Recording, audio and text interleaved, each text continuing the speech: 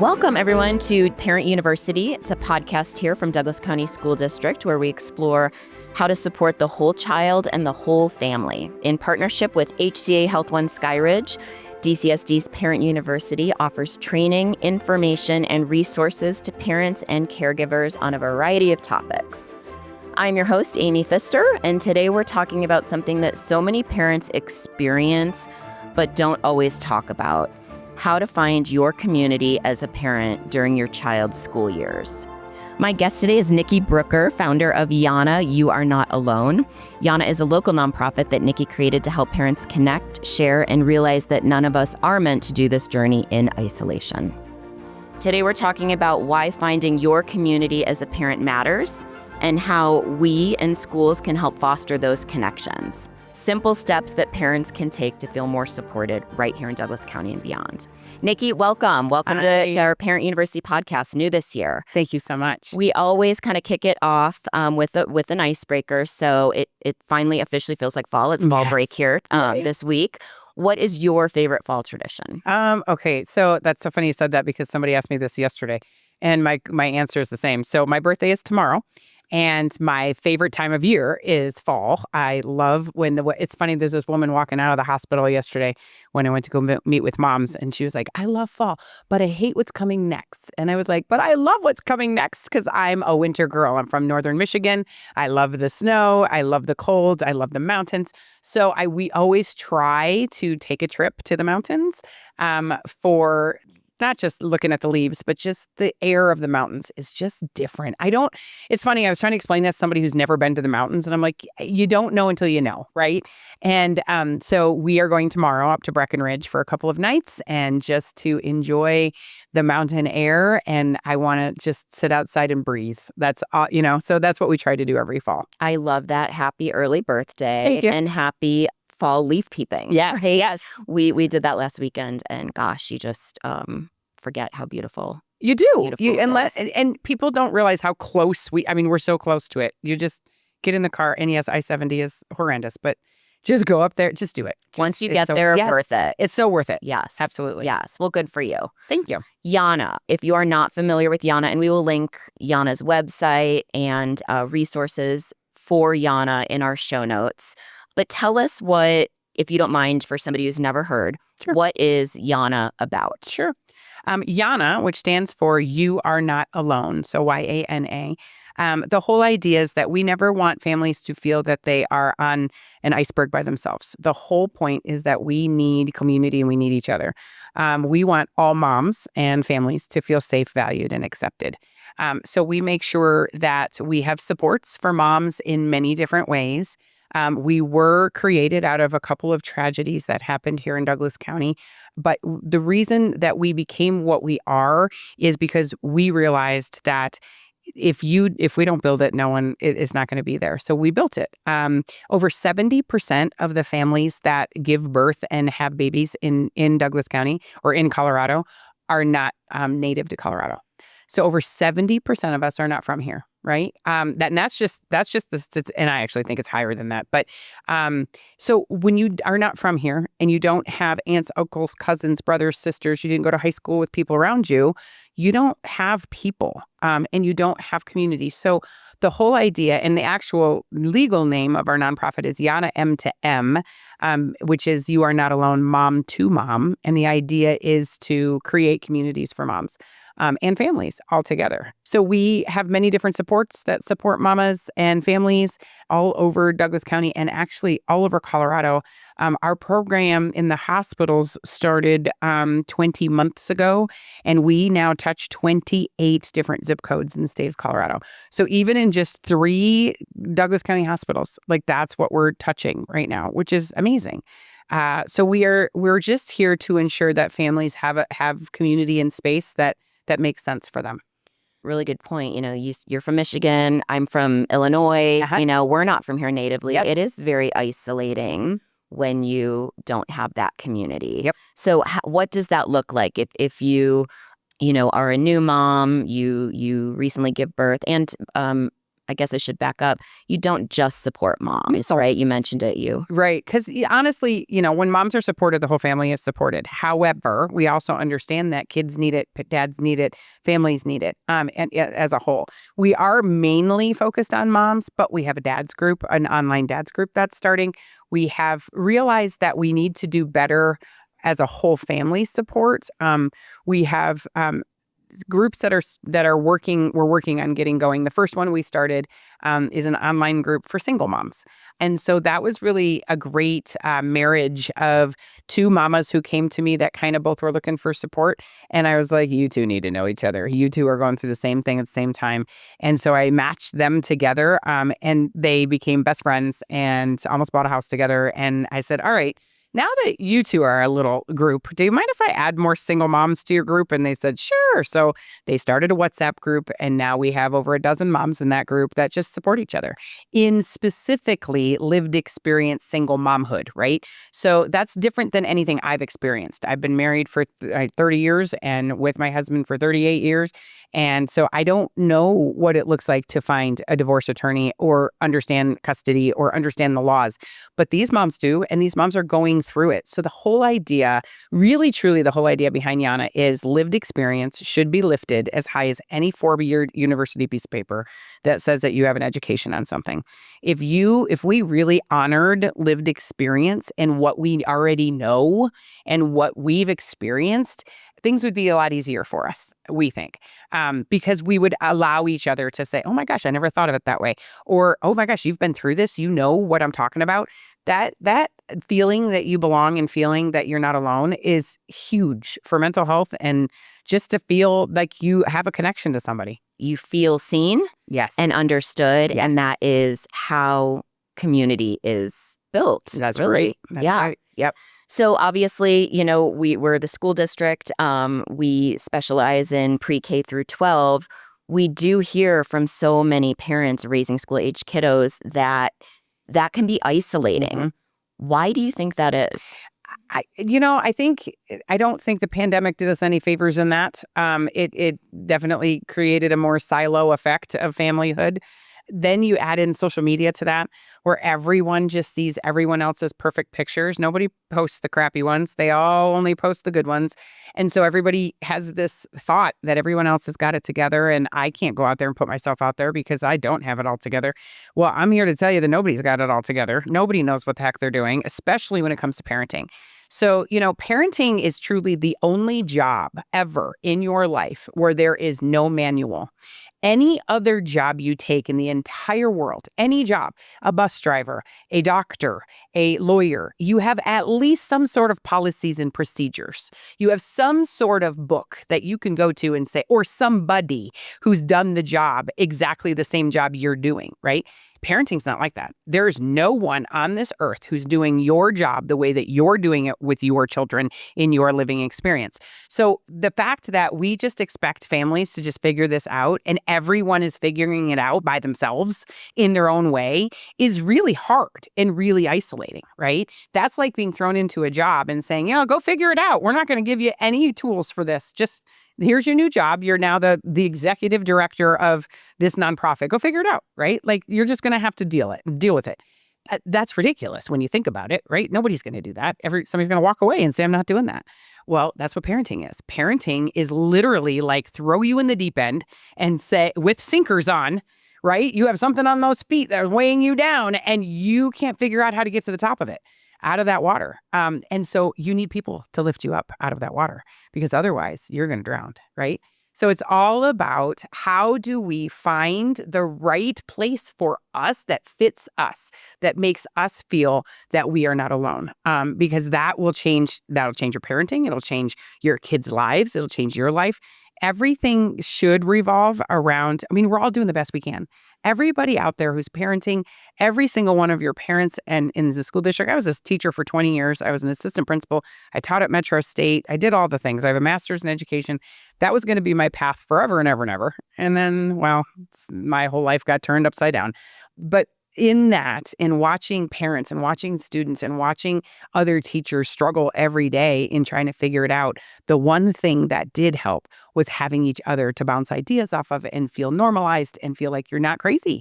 Because this parenting thing will drive you crazy. I mean, literally.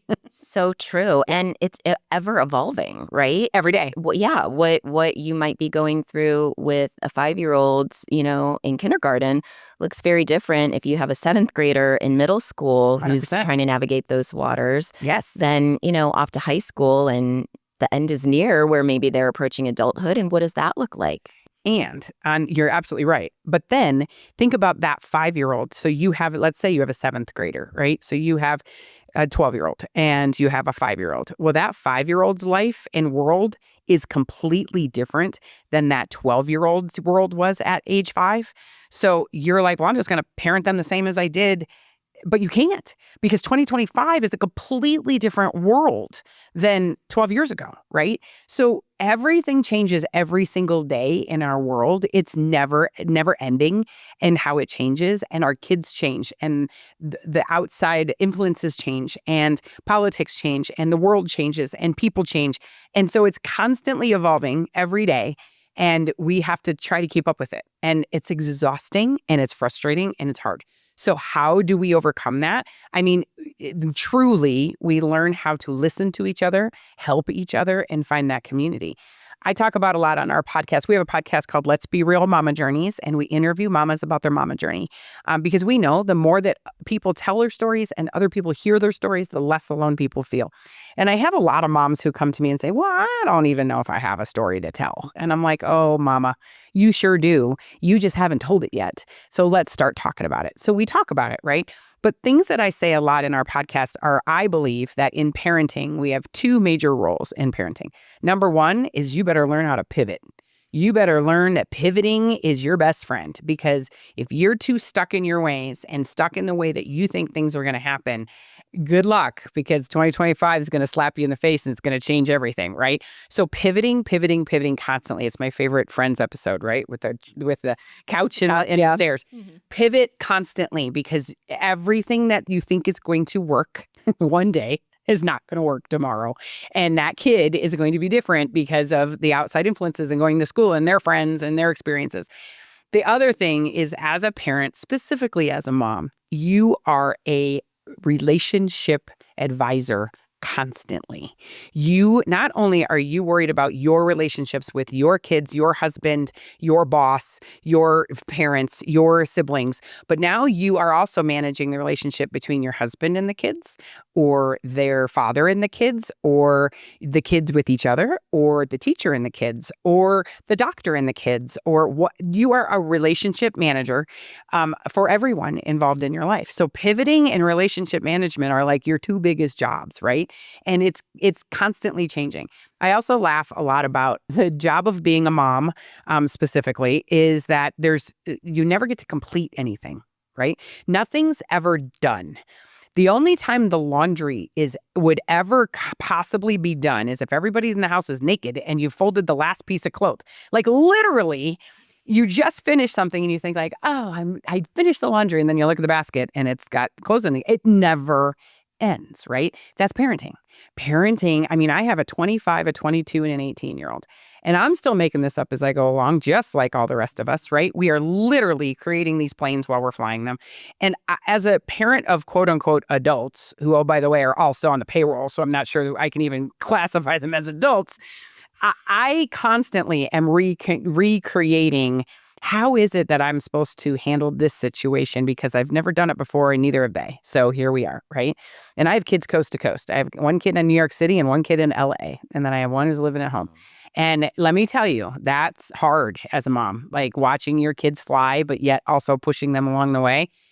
It's close to impossible, because you truly are watching part of your heart walk outside your body. And I'm making this up too, right? So we have these gatherings with brand new mamas, and they're deer in a headlight, like, oh my gosh, I'm so new to this. And I'm still a deer in the headlight, new to this too, right? So they are always like, well, you must know everything because I don't know a darn thing. I can tell you what I did. I can tell you what worked. I can tell you what didn't work. I can tell you the mistakes I've made. But just having, honestly, when it all comes down to the end of the day, having a community of other people who supported me and understanding, again, this goes back to the pivoting thing, that community that I had when my babies were little and the community that I have now is two totally different communities. And that's okay. I think so many people get stuck in, but these were my people. These are the people that I've done this with. And this is, yep. And there's a reason and a season they were there.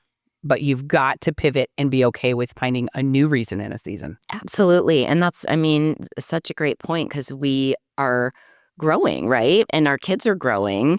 And I don't like the term weeding the garden, but sometimes you outgrow the garden that you're in and you move on to, 100%. and that's okay. Yep. And that's what we teach our kids too, right? Is you outgrow friendships, and depending on the season that you're in your life and your kids are in, that's just kind of the way it goes. And I think parenting, especially with kids, especially as the kids age, you think about, so when I was a kid, like, here we are with the old one, when my day, and I do feel old when I say that, but when I was a kid, you had a best friend. You had a best friend or two, right? And mine were Missy and Trisha, and we were like best friends all through 6th grade, right? But then come middle school, those two, we all tried out for the cheerleading team, and I didn't make it, but they did. So they went off to the cheerleading world, and I didn't, and I was left behind. And I remember that pain and how sad I was that I was like, well, these are now not my best friends anymore. And even though you say, oh, no, we're still going to be best friends. No, we weren't. We really weren't. So I had to go find a new group of friends, right? Well, then I had to be with them, and then they were my buddies for middle school and then all of high school. Okay, well, then we leave high school. Well, we're still friends on Facebook, and we still chat every once in a while. But Allison and Angie, who are my bestest buddies, we're just surface friends now. We're just Facebook friends because then life goes on. So you think about that throughout your life and how you've had these people in your life and the community that you built around you because you connected over whatever reason you did. It's the same as adults, and we have to teach our kids that resiliency that you're going to get left behind sometimes because people move on and do different things, and it's okay. That's okay. It's hard, and it's sad, and it's okay to mourn it, and it's okay to be sad, and it's okay. But as adults, we have to learn how to move on as well and be okay with it. And I think that's where we get stuck as adults sometimes, is we're like, but these were my people. Yeah, they were your people. But now they can still be your people. They're still part of your community. They're still rooting for you, right? You hope. You hope. Yeah. You hope. They might just not be front and center in that season of your life. Yeah. You raised an interesting point. How does a parent's sense of belonging impact a child's confidence or a kiddo's confidence and how they engage, in building a community? It's a great question. So when I was growing up, my mom had, I think, 2 friends that I can even remember. My mom was pretty much a recluse. She didn't have a big community at all. And now, coincidentally, she passed away in 99, but my dad is 79 years old and also doesn't have a community. And I've watched them. And as I was growing up, I was like, I'm never going to be that person. So I actually probably went way too far on the other end and completely surrounded myself with tons and tons and tons of friends and family and people that I consider my family. And so my kids watched that, right? My kids watched all of that. And they've kind of taken pieces of that. And my middle daughter, who is the epitome of a middle child, always has been her whole life. She's okay, what's next? Who's next? What are we doing next? What play date do I have next? She's always been that kid. My oldest one would be happy in the corner with a book. She didn't really care if there were a lot of people around her. And she's got 2 best friends that's her life. And that's okay too. But I think kids watch their parents. They emulate their parents in some way. My son is Mr. Social, Mr. How many friends can I have? How many different groups can I have? So each one of them took that a little bit differently. But as adults, our kids are watching and hearing every single thing we say and do. Everything. From a young age. From a very young age. And almost to a fault. I don't think realize how much they're watching and hearing and listening. And sometimes it goes off the rails. And so we have to show by example, right? We have to parent by example. And if you want your children to find their community, you have to find yours. If you want to teach your children how to make friends and be respectful and understand that everyone's going to have a difference of opinion, everyone's going to have a different sense of belief in because of what they grew up with or because of what the outside world is feeding them. So you have to be okay with that too. And you have to teach your people in your world that there's got to be grace for each other, grace for ourselves, and understand that not everybody's going to believe what we believe and see what we see. It's so interesting. I do this talk. So in my master's degree, it was an 18-month program at Regis in adult education. And they said, pick a topic because it was an 18-month program. You were with the same instructor the entire time. It was hybrid. It was before hybrid was a hybrid thing. And so they said, pick a topic and you're going to do everything for the 18 months on this topic. And I was like, wow, that's a lot of pressure. So what I decided to do was the difference between the male and the female brain, because I was always very fascinated by that. So I did 18 months of work on this and research and papers and thesis and the whole 9 yards. And what I really learned in all of that is literally physiologically, we are different. Testosterone and estrogen, obviously completely different chemicals in your body that change how you develop and all the things. But the biggest difference really, truly is there's a bridge in the middle of your brain called the corpus callosum that allows your left and your right hemispheres to talk to each other. And a woman's corpus callosum is 2/3 the size of a man's. A man's is 1/3 the size. What does that mean? It means that their ability to multitask and be able to go back and forth between those two things, the two sides of their brain, is not as developed as a woman's, right? That doesn't mean it's a bad thing. So it's funny because, of course, I come home to my husband, who's a rocket scientist, and he was like, that's not true. I can do what you can do. And I was like, well, technically, physiologically, it's improbable for you to be able to multitask, right? It's improbable. Can you teach yourself? Can you do it? Of course. Anybody can do anything they put their mind to. But technically, that's the deal. And he was like, oh, well, yeah, that's kind of true. And he's like, but I could try. I can if I want to. I was like, of course you can. But do you know how much I wish I could not multitask? Do you know how much I wish I could laser focus on something like you can, that you literally block out everything but whatever it is you're focused on? I would do anything to be able to do that. Anything.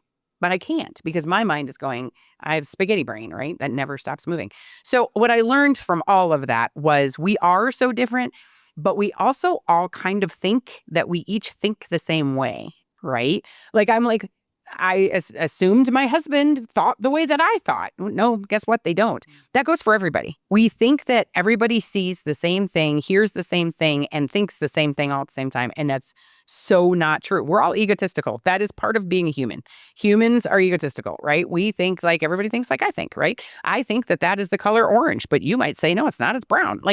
But to me, I think that's spicy. You eat it and you're like, no, it's not. That's not spicy. Okay, but it is to me. So we all think and see and hear and do things differently, yet we all think that everybody else thinks the way we think, right? That's the same with kids. Kids think the same thing. Well, and back to your point on assumption, I think sometimes we assume as parents, to your point, oh, it looks like they've got a lot of friends, or oh, it looks like they already have a community. Maybe there's not room for me at the table. Mm-hmm. Is that something that you see through YANA? Do you see a lot of parents afraid to take that step to reach out to foster? I mean, that's scary, right? If you're absolutely, unless you're a type A person like me, I didn't have a community, so I built one. When I was parenting my kids, I started a babysitting co-op. I started one in Ohio, and I started one here where I never paid the entire time I was parenting. I never paid for a babysitter a day in my life, ever. Never paid a penny because I had moms who did it, and we did it for each other. And I created this system that worked, and it was a business system that everybody helped watch each other's kids for coupons instead of money, and it was great. Unfortunately, they both folded over COVID times, but the idea there is you're not wrong. Families come a lot to us, and specifically moms, but families in general, that we don't know anybody. We just moved here. We have no community. We don't know how to find community. We're not going to go hang out at the bar like we did in college. Like that's not how we're going to find So then we try to encourage them to obviously be part of our programs and get our supports. But then you're going to have to put yourself out there. Like if community is something that you see a value in, which everyone should, then you're going to have to find some uncomfortableness and go out there and try to find it. And what does that look like? Well, there are lots of really great meetups. Meetup.com, when I first moved back here in 2007, I went to my first meetup.com and it was called Mommy and Me. And I was like, I'm just going to go try this and see what happens. I walked in and I was like, oh my gosh, I found my people. When we moved to Ohio, everybody was a stay-at-home mom. This was back in 2003. Everyone is a stay-at-home mom. And I walked into this place. It was called the Preschool Parents Club. And I walked in and there was 250 moms in this group. And I was like, I just burst into tears. I was like, oh my God, I found my people. I was so excited because when I lived here, we lived in Old Littleton. We had 2 kids. I had no family here. None of our friends had kids. I didn't know where to find community. We ended up moving across the country to get closer to family, which I don't highly recommend, but that's what we did. And so we lived in Ohio for 3.5 years. But I found my community. I found my husband did not. My husband hated his job. He was not happy there. And we ended up coming back 3.5 years later, only because we had our 3rd baby and somebody called him a Buckeye. And my husband went to Michigan and said, oh, we will not have a Buckeye. And back to Colorado we came. That was the straw that broke it. So here we came. But the community, building the community and finding it, go to a meetup, find a meetup. There are lots of Facebook groups. I do warn a little bit when you go towards the social media piece of it is that you might get bogged down into staying still in your house on the social media group. But if there's an outdoor way that you can get involved, there's a moms group here in Douglas County called Backcountry Mom, and they do all kinds of outside things, right? Strap baby to your back and go for a hike and like be part of a community. You have to find what that looks like for you. Maybe it's a yoga community. Maybe, whatever it is for you. Maybe it's a PTO. Maybe it's a PTO. It's to your point, we can do hard things, right? We have to try, and you'll never know. You'll never know if you don't try. And the first one might not be it. The first one you go to, that's the other thing. Do you try to teach your kids resiliency, right? Like tenacity and resiliency are part of who we have to become, especially in this world where we have to sometimes fight for what we believe in and what we deserve. And so that means you have to model that, right? And sometimes going to the first group and going, nope, these are not my people for whatever reason, right? Maybe you go to a church and it's just not for you. That's okay. Maybe you go to a PTO and you go, well, maybe, but maybe not, and give it a second try. And maybe that's, the same people aren't going to be there next time. Other people will show up and maybe you'll find your people. So the resiliency, you've got to put yourself out there because your kids have to see you and they need to see a struggle too, Absolutely. Yeah. I tell my kids this all the time. If it feels scratchy and itchy, that's a good thing. Yep. Right? That means you're uncomfortable and you're shedding your skin a little bit. So. Yes. I tell the story, too, about the butterfly. So there's a story about a little boy who saw a caterpillar becoming a butterfly and it's breaking itself out of its cocoon. And so there's chrysalis or whatever it's called. And I'm a teacher. I should know that. But anyway, so he's like breaking himself out, right? And so the boy went over and helped it because it was like, oh, Mom, it was struggling. So I wanted to help it. So he opened up the chrysalis and the butterfly died. And he was so sad. And he said to his mom, like, what? I helped it. I was just trying to be nice. And they did some research on it and come to find out that if the butterfly doesn't struggle, then blood doesn't go to its wings. And so it can't live. It has to go through the struggle to become what it's supposed to become, right? So the same with humans, like we have to go through the struggle to become what we become. And maybe, just maybe, that'll be the best friends you've ever made. Maybe that will be the best connection you'll ever make. We moved into a community in Highlands Ranch in a cul-de-sac, and I was very, very set on living in Highlands Ranch. Number one, I was like, 4 rec centers? Are you kidding me? Like, I was so excited to have 4 rec centers. And then I wanted to be on a cul-de-sac, and I wanted, we had all these requirements. I want to open space, and I want a 3-car garage, blah, blah, blah. And so we drove in. I'll never forget. We drove in. It was 2007. 3 kids in the car. We go to look at this house. We drive into the cul-de-sac and they were having a cul-de-sac party that just happened. It was just completely coincidence that they were having a cul-de-sac party that day and everybody was outside. And I looked at my husband and said, I don't even care what the inside of this house looks like. We are moving here. Like, this is what I want for my kids. There were 23 children on our cul-de-sac when we moved in. 23 children. Like, literally, I had to put a sign on the door that said, please stop ringing my doorbell because the dogs would bark and the baby would wake up. And I said, please just come in and meet my kids. Like, we opened our doors and we had an open door policy in our community. Now, do I recommend that? I'm not really sure if I recommend that, but what I am saying is you have to be open to it and you have to build that community around you. And it was, my kids say to this day, like their childhood was absolutely phenomenal because of where we lived. That's such a good point that you raise. You know, in this world that we live in today, we all have grandiose visions of what something should look Yes. like. And sometimes that can maybe impede you from receiving what's knocking at your door. Yes. Right? Yes. 100%. Sometimes I think we get in our own way a lot because of, I have this idea or I have this thought. And had we stuck to, hey, I have to have a 3-car garage, we don't end up in that house. Now, do I miss a 3? Yep, sure wish I had a 3-car garage, but that's not the point. The point is my kids would not have had what they had I stuck to what I specifically absolutely was like, these are absolutes. We have to have 4 bedrooms. We have to have blah, blah, blah. Nope. I have to have this community. We pulled in and said, this is it. This is right? it. Yeah. This is it. Yep. So hypothetically, I'm a parent who is new to Douglas County, new to a school, new to the community. What is one practical way I can start to build community? Meet your neighbors. I mean, literally, the people living right next to you could be the best connection you can ever make. Maybe not, but maybe. Just, I love that saying, like, what if it all falls apart? And what if it all works? Like, what if it just is exactly what you expected it to be? So the first thing I would say is get to know your neighbors because they are literally right next door. Like, what if that works out? But then after that, get involved in the school district. As a 20-year veteran of the not just elementary, I taught everything, but of the school system. And I taught in Jeffco, Dougco, Denver, Cherry Creek. I did it all. I taught at Metro State for 2 years. Like I've literally done it all. The best schools and the best communities were built around the parents coming together and realizing that we're all in this together and we all want our kids to come out on the other end of this as happy, well-adjusted, kind people.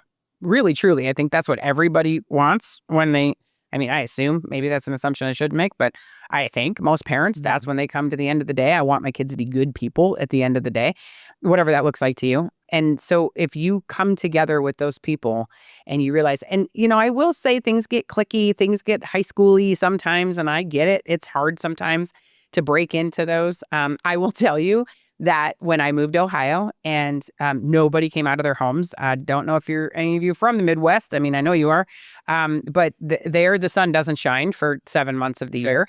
People drive into their driveways, close their garage, and don't come out after work, like because it's cold and nasty and gray. And so I was losing it. I'll tell you, we moved there over Thanksgiving, and it wasn't until March until I actually found people. And it was the neighbors. They were all outside because it was a nice sunny day in March and everybody was shocked. So everybody was outside and I went running outside with my kids. I was so excited. And so I asked them, I said, what kind of groups are there? What do you guys know about? And they said, oh, there's a babysitting co-op here. And I was like, really? I want to join that. That sounds amazing. So I went to the first meeting and the sweet Beth was there but they had been a group for 10 years.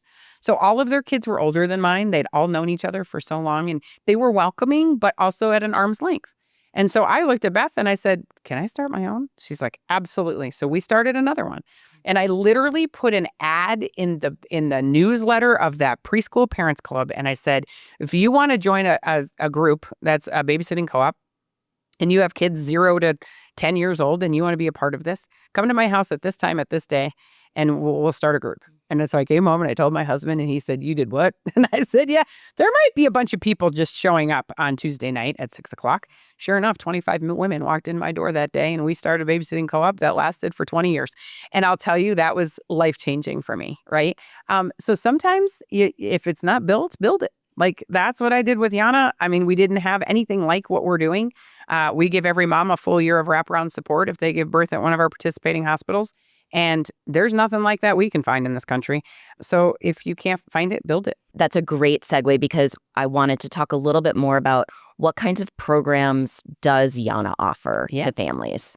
Thanks for asking. YANA started out in 2017 after two tragedies in our community. And what we decided was that we don't have community for moms. We don't have support. So the way that it first all started is we were kind of loosely based on the AA model. So we had gatherings and play dates for moms to come together and build a community. So that was at an all-women's gym in Highlands Ranch every Wednesday at a certain time. Anybody could come. Didn't matter how old your kids were. Just come hang out with us just for free. Just come be with us. But then we offered any mom who would like one a support mom. And a support mom is like a sponsor in AA. It's just another mom who can say, I've been there. So that's how we started. That was in April of 2017. Pandemic hits, things change. And then over the pandemic, we decided that we were kind of missing the boat and we really needed to help moms from day one. How do we get moms to be supported the minute they become a mom? So that's when we created Strong Mamas, Thriving Babies, which is a hospital program where every mom who gives birth at one of our participating hospitals is offered a full year of wraparound support for free. That started in January of 2024. It took me 3.5 very long years to get a signed contract with the hospital, but we did it and we finally got in. And so for 20 months now, we've been running that program. We're at UC Health Highlands Ranch, we're at Parker, and we're at Castle Rock right now. We're hoping to add from there. But in the 20 months we've been doing this, we've enrolled over 4,300 moms in our program. It's been incredible.